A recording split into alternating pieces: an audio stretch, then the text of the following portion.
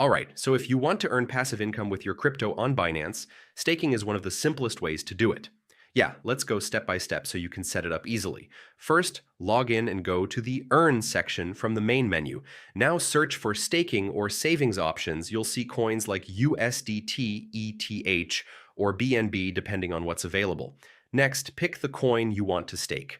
For example, stable coins like USDT are often less risky for beginners.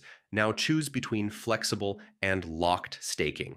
Flexible lets you withdraw anytime, while locked gives higher rewards, but for a fixed period. Enter how much you want to stake. Make sure you're only using funds you don't need immediately. Now review the details and click Confirm. Your crypto will start earning rewards automatically. After that, you can track your earnings anytime in the Earn section.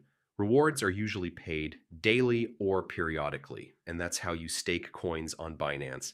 It's a simple way to earn passive income, but yeah, always understand the risks and lockup periods before you start.